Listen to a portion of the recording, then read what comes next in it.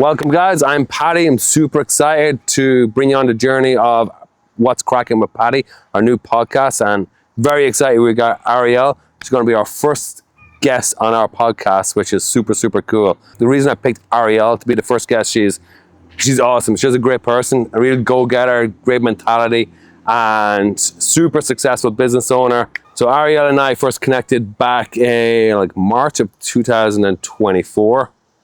She's the president of Le Tip of Greater Monmouth, cool networking group. And I don't know, just like I love her energy, and she's just, that's a really good thing about networking actually, is like you get to meet great people and just bond with good people. And I'm excited for her to be our first guest. And we're going to go through we're going to learn a little bit more about Ariel. How old were you when you opened your business? I was 19 when I signed my lease, and I was 20 by the time I got open, which next week will be 12 years ago. That's awesome. So crazy. So what was it that inspired you? Because 19, like everybody's a hot mess. Maybe you were a hot mess as well back then. I don't know. But you were 19 to have the guts to be able to like open a salon. What inspired you to do that? What inspired me to do it? So I knew like super early on, totally always wanted to do hair, never flip-flopped on that. And I think I was like 14, my first job in a hair salon. Sweeping hair, washing hair, all of that, like conned my way in. And then all throughout cosmetology school, from like 14 to 19, I worked at like a ton of different hair establishments, basically everything under the spectrum, like full service hair salons, mom and pop salons, corporate salons, barber shops, big salon and spas. I did a little stint at each type, and I was just ready to do my own thing. I wanted to take a little piece from each one and like what I liked about them, what I didn't like about them, and create my own space. I love that. That's cool. It is. So you said you said school? Yeah. Cosmetology school? Cosmetology. Cosmetology. Okay. Cosmetology. There we go. Cosmetology school. What is that? So you had to go to school to do what you do, or no? Yeah, absolutely. You have to be licensed. Oh, okay. I thought you could just go. They don't just let anybody touch you and cut your hair. Nope, you have to be licensed. Unless you end up like me. Exactly. I was lucky enough to do it in the Monmouth County vocational system. So I got my cosmetology license simultaneously as I was in high school. So by the time I graduated high school, I had my cosmetology license and obviously my high school diploma. But most people take the route where they graduate high school and then go to a cosmetology school. I'm sure opening your first salon at 19, signing your lease at 19, like obviously that takes a lot of balls. And then at 20, getting that place open and stuff like that. So at what point was it that you realized, okay, well, this is truly working. This is good. Like this is what I wanted to do, and now it's actually working. I don't know if I ever felt that way. You're still searching? 12 years in, and I'm still, You got like 26 employees. There's something working. Say, probably by the time that probably when I hired like my first real like employees, when I first opened, this is what you got. You were telling me I used to be standing outside. Your appointment. I checked your appointment in. I washed your hair. I cut your hair. I checked you out. I answered the phone. I did every single thing. It was seriously me. Was there any one person or mentor that got you to where you are, that helped you, or tell me about that? How does that look for you? So I definitely wouldn't say I had a traditional mentor or any like guide. Thankfully, my parents are entrepreneurs. So when it came to like the business aspect of things, they definitely held my hand through a lot of that. But as far as like my vision for my company, my branding, everything, 100% just went with my gut. My gut has mentored me. You're your own mentor. I am my own mentor when it comes to my business. And even with my parents being seasoned entrepreneurs, I don't listen to them. Yes. Sorry, mom and dad.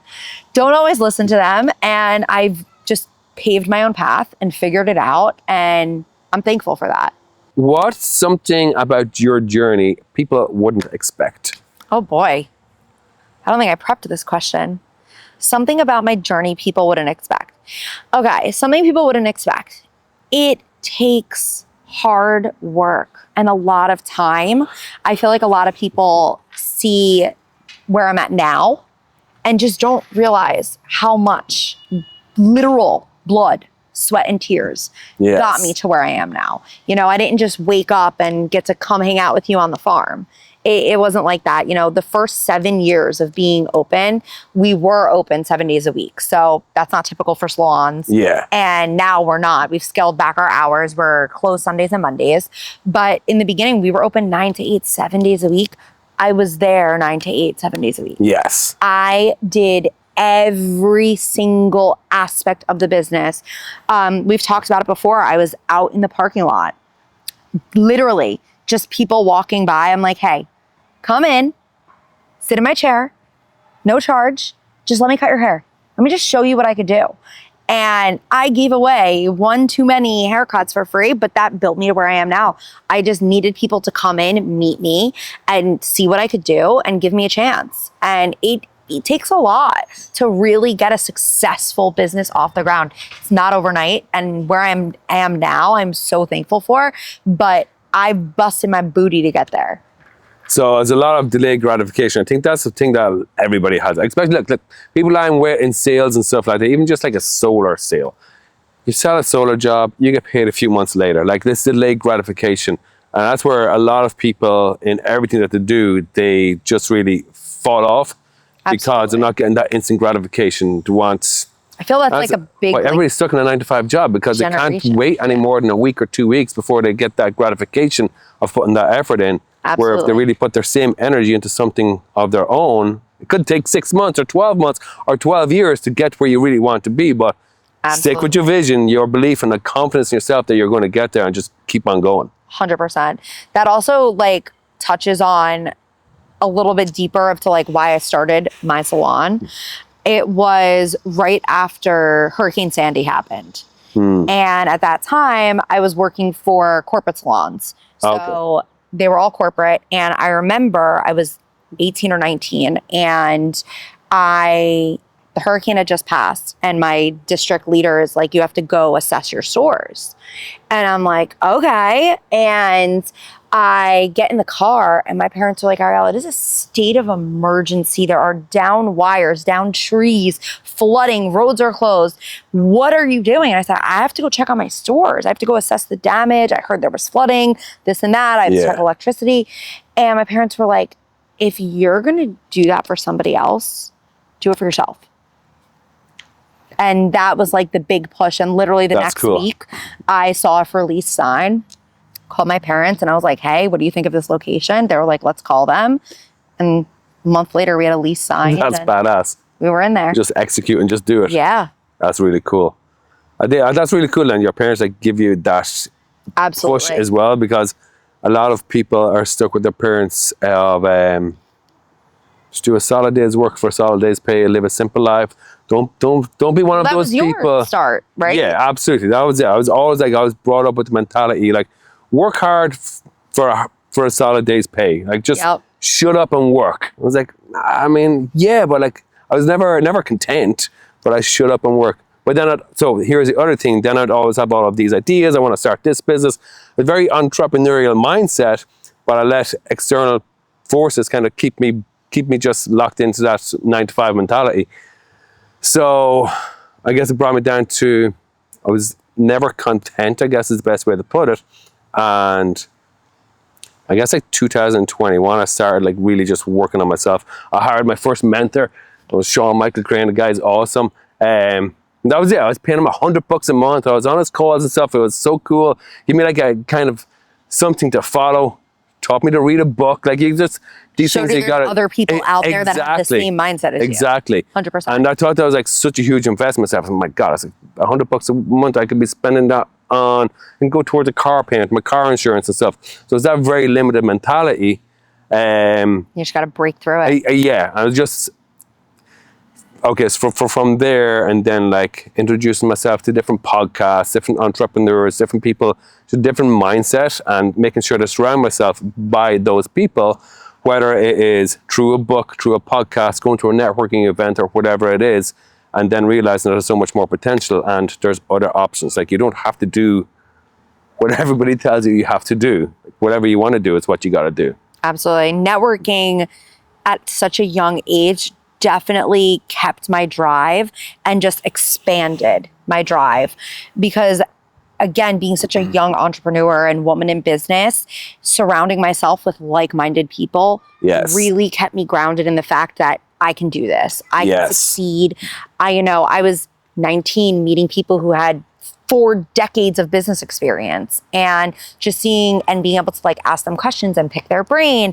And again, just they're so successful and they did it for themselves. Why can't I do this? Yeah. What role has social media brought into building your brand and business? So social media is like, I would say 90% of my brand. We do social media primarily for branding purposes. We don't use social media for attracting new clients or anything. That's not our purpose of using. We don't use call to action buttons. We don't do anything like that. We really use social media to showcase who we are, why we're different. Obviously everyone knows we do beautiful hair, we do great color, great cuts, all of that. But what makes the cut salon different? And that's my staff. My staff is one of a kind. They are unbelievable. They are the coolest people. And we use our content days and our branding to showcase my girls. So you'll see a lot about them. You'll see their personalities, each individual girl on there. And we'll sprinkle in a little hair pictures here and there. But we really use it to show you what you're getting when you come into our space.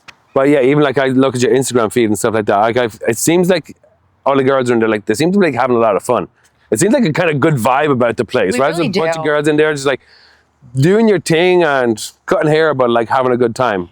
There's like not a single girl that I wouldn't like want to go out to dinner with. Like, I love my staff. I am blessed. I know that's not the case for every business owner, but I really am blessed with like the best group of girls, and they all get along really well. Of course, when you're working in a space with all girls, there's always little, tiffs, of course, fun stuff. You're working with a lot of personalities, but at the end of the day, I really think all of my girls genuinely like care about one another. And it definitely portrays in our social media. It portrays when you come in. It portrays in the way that like the whole business as a whole operates. Every girl wouldn't hesitate to help one of my staff. So the whole culture that we have curated is so awesome. And the social media just further boosts that. Like, my girls look forward to our content days so much. My girls are involved in us picking the content, what we're doing. Like, they'll constantly be sending me TikToks and Instagrams and Facebook videos and everything.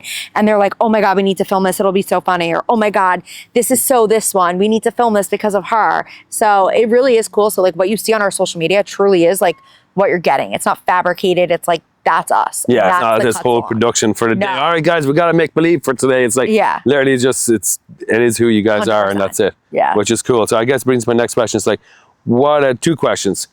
How do you build loyalty with your clients? I think you pretty much answered that there. But how do you build loyalty with your clients? And how do you attract new clients and keep them coming back? Absolutely. So, I mean, I do think social media plays a part in each of those, even though that's not our primary objective with social media.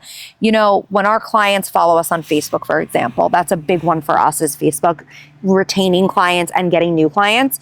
So when our videos pop along, a client will come in and be like, Ariel, that video of you was so funny. I literally had to show my husband. And I'm like, that's why we do it. So it connects with our existing clients on that more emotional connection, and they feel like they know us better. Yeah. And it makes them, they can't wait to come back, and they're learning more about us. And then on the flip side, people see it and they're like, I feel comfortable going there. I kind of know what I'm getting myself into. I want to try that place. Again, at the end of the day, you can look on any salon social media and see pages and pages of hair videos. Yeah. We do beautiful hair. We do amazing work. But the reason that we get the new clients in and we keep the clients we have is because of our specific girlies. How do you build your team, and what do you look for in people when you're hiring people? Energy, vibes. As like ridiculous as that might sound, that's the most important. Skill is second to who you are as a person.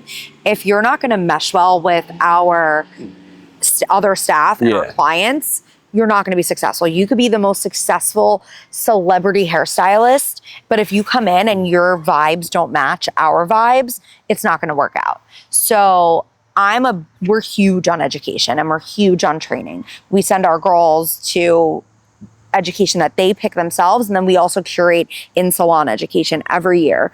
And we can teach and we can hone your skills. You can't teach personality. You can't Correct. teach vibe, you know? So you really just have to mesh. So like when I meet with people, I obviously read their resumes, make sure they're qualified, make sure they're licensed, they went to cosmetology school, Gotcha. and have all the 1,200 hours. prerequisites. Exactly. And they might have never worked in a salon though. And that doesn't deter me from hiring someone because we are so hands-on with our education and the way that we train our staff. So it's your vibe for sure. So I guess that's pretty cool then as well. So if somebody was looking to be a hairstylist and they were looking, okay, where do I go?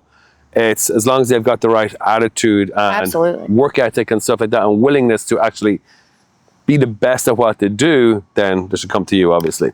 I think currently more than half of my staff came to me either never of being on the floor, touching clients' hair before, or they were still in school when they started with us. Nice. Yeah. That's cool. So with networking groups, a lot of people, a lot of my friends, like they will go in and they're not getting that instant result, but as you said, it's more about You get people, what you put in. Yes, definitely. Yes. Remember the mindset of how can I help other That's people? really it. Like Yeah. you get what you put in. If you're just relying on that hour and a half a week to generate you more income, you're not going to get it. One-on-ones. Yes. Taking out the other members for lunch or just meeting for coffee. Literally, if you I didn't even know I liked you until we met for coffee one day. Literally. Like I Exactly. I didn't know you. But that's what I'm saying. Like, how would I become friends with somebody that is a solar guy in East Brunswick Yeah. if we didn't do that? You know? Exactly. And then I've been exposed to all these great opportunities that you've invited me to. And I would have never done that if we never set up a one-on-one. Exactly. And the same thing goes for like other members in our group, HVAC. You know, how would I become such good friends with someone who manages an HVAC company if I didn't do one-on-ones and get lunches and just take the time out of my week to get to know our members better. So like at the end of the day, your success within networking comes down to what are you willing to put into it. Yes. If you're only gonna rely on showing up to that meeting, standing up for 30 seconds, giving your spiel and then sitting back down and you expect 6 figures to grow out of thin air, you're not gonna get it. But if you put Definitely. the time in, just like we were saying with like a warm introduction, Yes. and when people like actually give a referral and not just say, oh, here's Patty's card, and they say like, Exactly. oh my God, Patty, he's been in the industry for so long, literally is the encyclopedia of solar.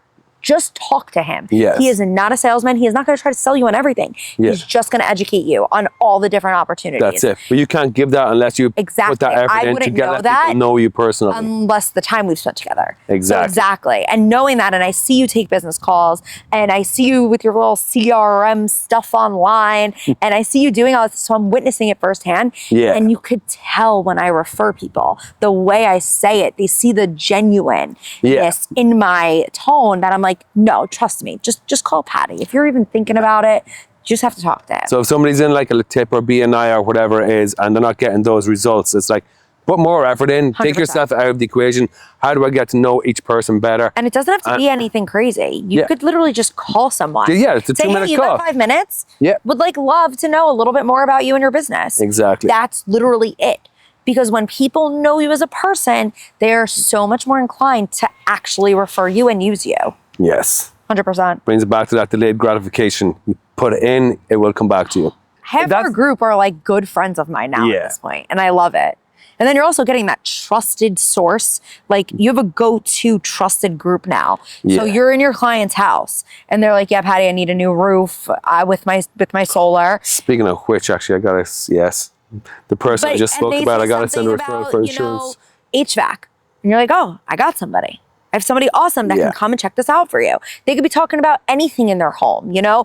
Oh, does that look like mold? Does that look like a leak? Oh, you know what? I got someone who can tell us. Yep. Like we have trusted people that we have not only vetted and go through like an in-depth inspection process, but we spend time with them weekly and like literally talk to them every single week, Yeah. if not more. So it's like we have this curated little pocket of professionals that we can just pull from at any time.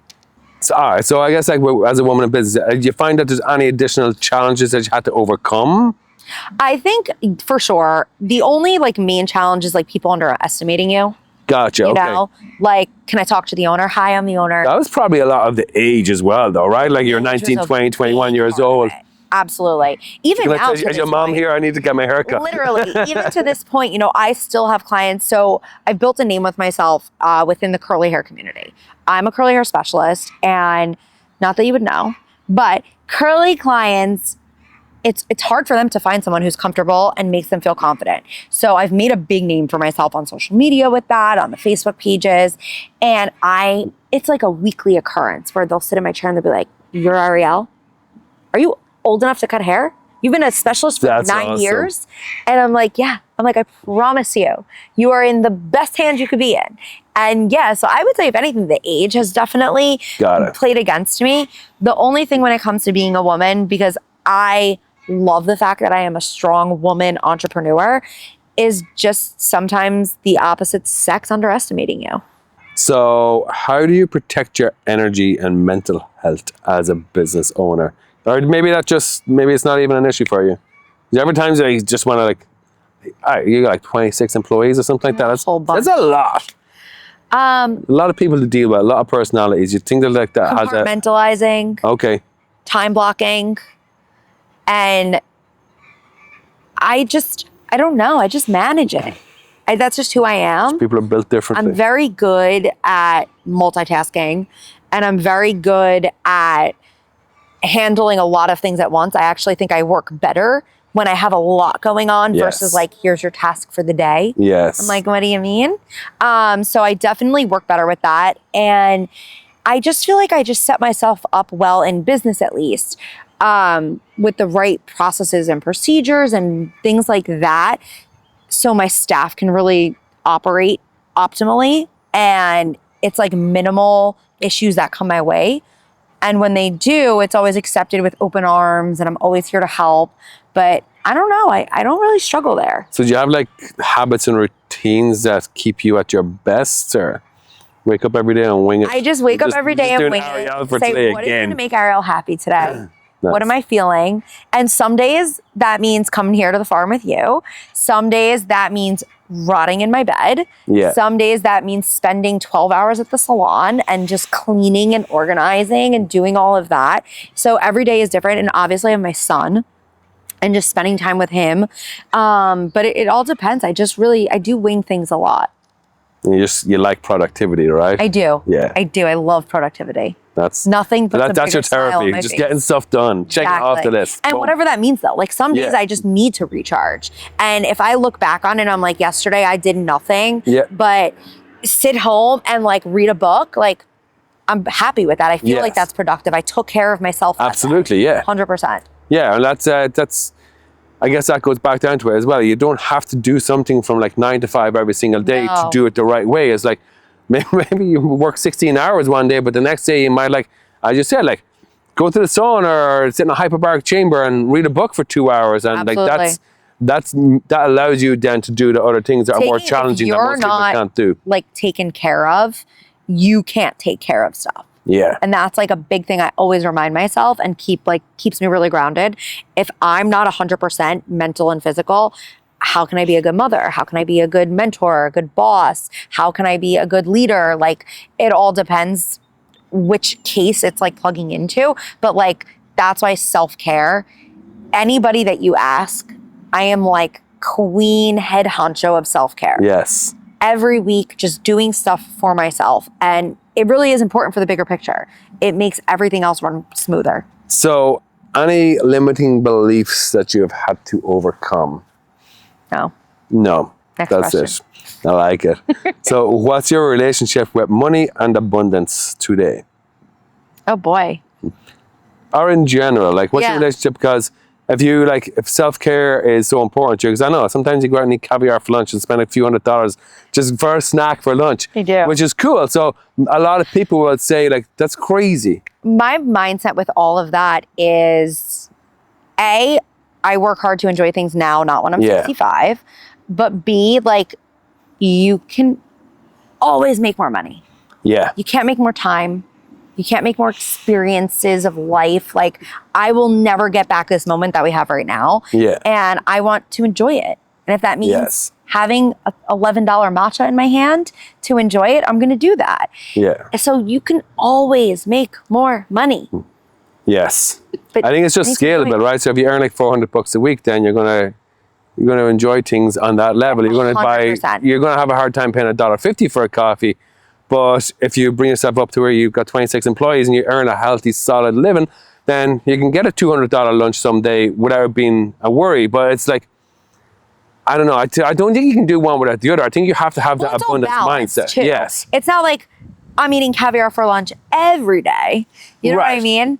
It's all about balance. And again, when it comes to like budgeting and things like that, like I figure out and I kind of just have a little mental budget of like what's important to me.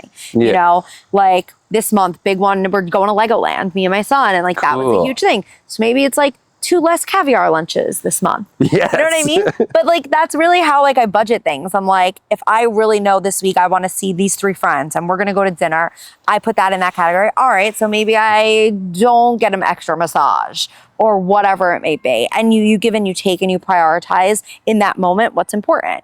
But it's just all about like, again, I feel like it's almost like blocking. Yes. I time block and I money block what goes Yes. where. It kind of like all plays. Yeah, you can't do it everything. You can't go treat yourself to multiple trust lunches. me, You know I'm what? I need to buy a not new Jeff car as Bezos. well in a few months. It's like yeah, we don't have unlimited money. 100%. But I guess not to be afraid to treat yourself so you can be the best version of yourself Absolutely. and somewhere else. And then it makes you a better, whether it's an employee, a better boss, which in turn will hopefully generate you more income.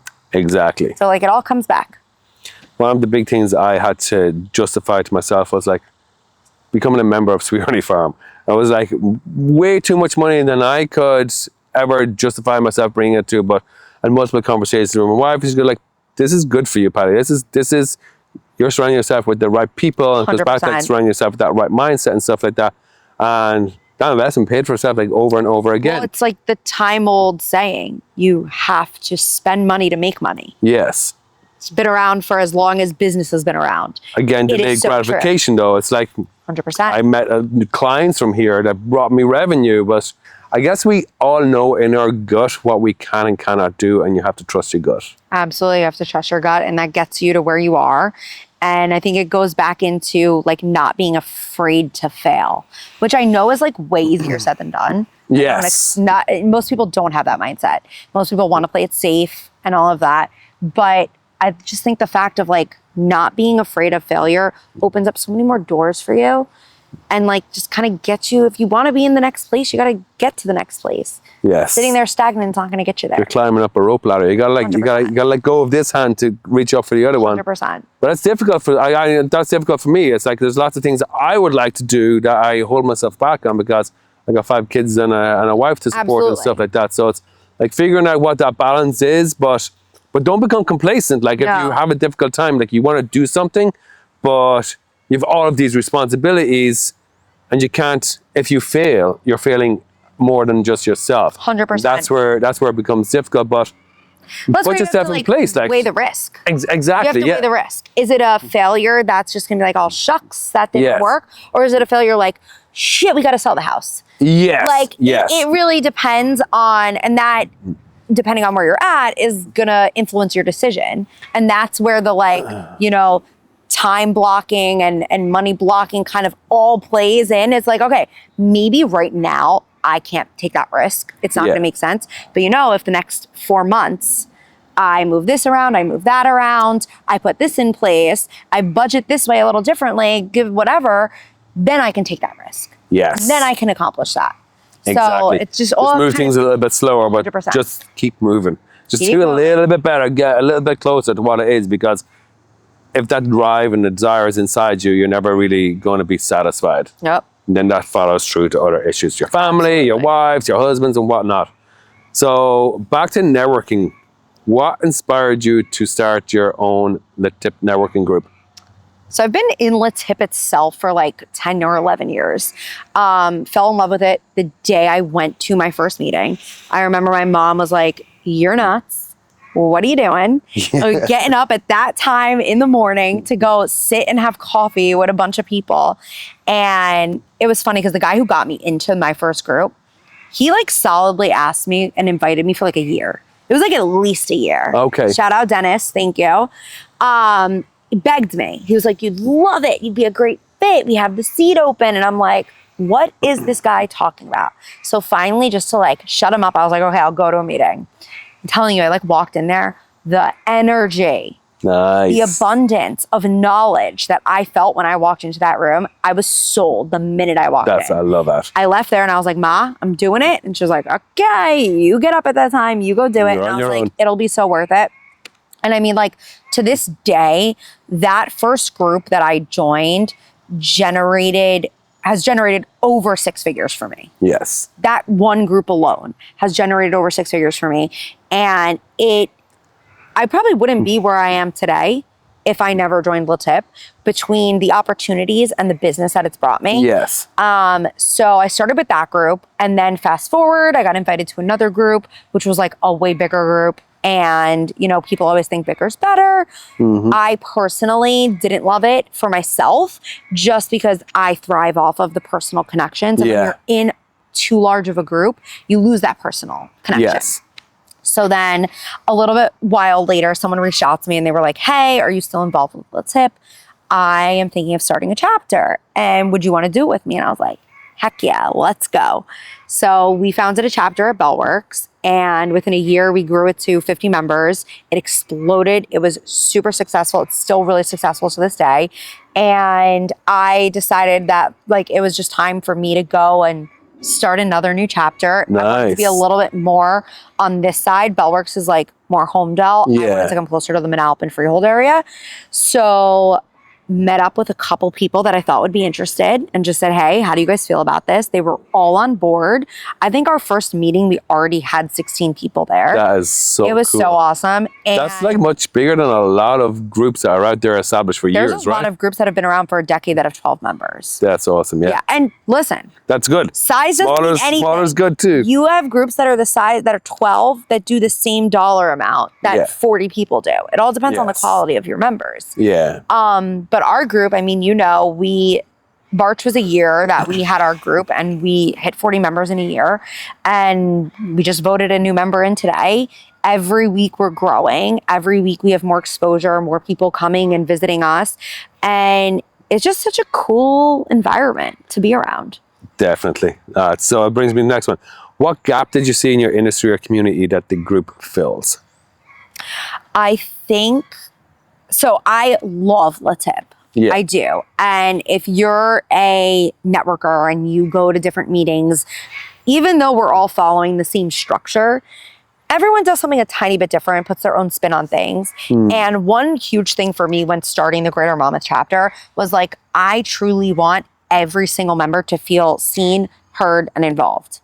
And I think one thing that we do differently is like all of our open discussions and all of our Q&As and how, you know, we don't really put a time limit on our Q&As. Obviously, we keep it within reason. Yes. But like, if there's 15 questions, we ask those 15 questions because that's why we're there. We're there to learn more about the speakers, the presenters. And I felt sometimes in some chapters I've gone to, you know, some people almost didn't even feel comfortable raising their hand and asking a question. And for us, we've curated such a like supportive environment that like even just me mid-talking, people will raise their hand and ask a question. You know, it's really a comfortable space. And I don't think there's a single person in our group. And if you think so and I'm wrong, just totally let me know. But I don't think one of our members would feel like they feel stifled or they feel like they haven't been able to get an opinion across or something like that. And we've just made it really comfortable for everybody to talk. So what's the biggest lesson you've learned about collaboration? I think you never know what a great collaboration could be for you. I have partnered with and like worked closely with a lot of people in our group. And okay, so the last group I was in, the credit card processing guy. If you asked him who's going to give you the most business in this room, I probably would have been one of the last people that he would have suggested. He helped me with my credit card processing, and I was so through the roof happy. He saved me $12,000 a year on my credit card processing, and I was so happy with it that I'm in this salon owners group on Facebook, and people are constantly talking about it. I have connected him with like 15, 20 salons all across the United States. I mean, all different states, because I was so happy with his service. I by far gave him the most business in our group. And it's just a testament that like, you really should just get to know everybody, because you never Yes. know what a good collaboration is going to be. You Yeah. never know who you're going to click with and who's just going to be able to like explain you and your business in such a good manner. That's awesome. So you never know. You never Don't judge know. a book by its cover. Collab is key. I love it. So, last question. What makes a networking event actually valuable for entrepreneurs? The members, the people who are there, the people who show up and go to the event and who you're mingling with and that have good personalities, and they're not just standing in the corner with a cocktail by themselves, and they're, you know, open to meeting new people. They have something to offer. Oh, hey, nice to meet you. You know, I own the cut salon. You know, we're hiring right now. Do you know anybody like interested in a reception position? Like just passing along knowledge, creating those networks. I mean, for me personally, I walk around with my phone in hand and my Instagram page up, and people are like, oh, who are you? This and that. And they're like, can I have your business card? I'm like, business card? Like, this is 2025. I'm like, follow me on Instagram. Exactly. There you go. This is my business card. So like, I think that just the people, you have to have the right people in for the right energy.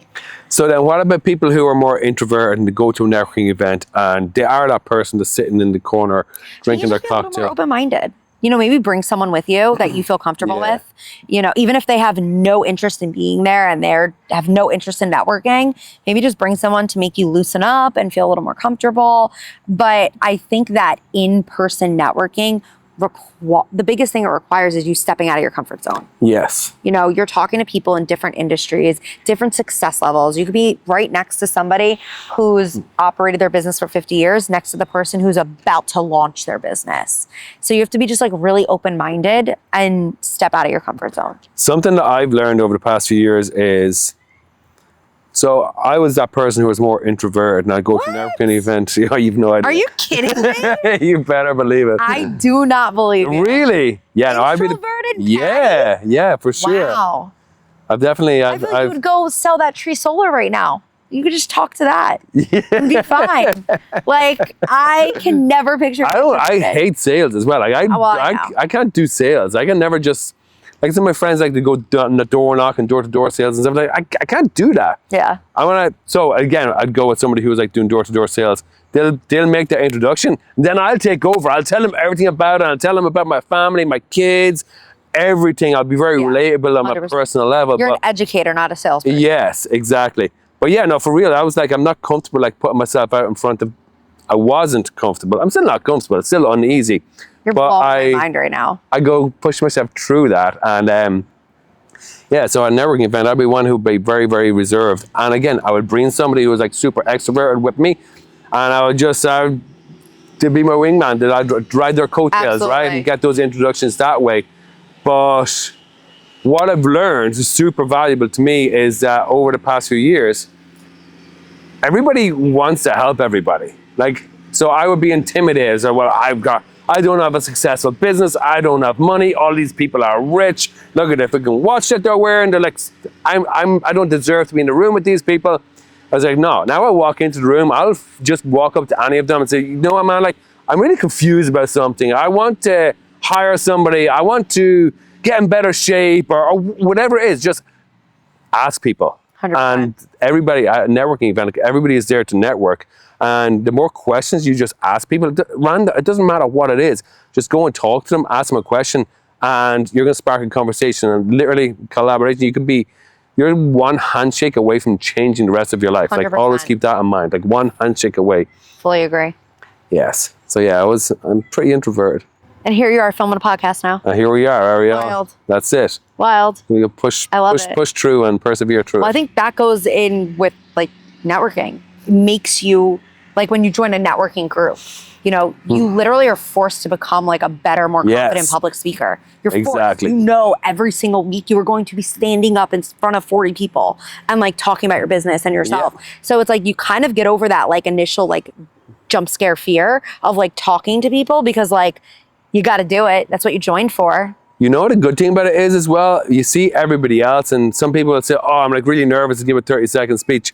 You say, you're nervous? Like, look at you. You didn't think that I'd be introverted. Like, Yeah. it's, you realize like everybody's the same. That's it. Like, surround 100%. yourself with everybody. Like, we're all just the same. When I first started, if I could tell you, would literally sweat through my shirt.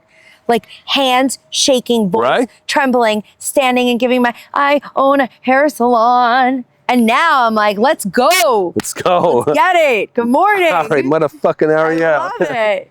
Okay. So Ariel, thank you so much for being the first guest on the What's Cracking with Patty podcast. We're going to have a whole bunch more of these, and I'm excited to do another one with you again soon. Thanks It was a for lot of having fun. me. This was so much fun. That was cool. I love it.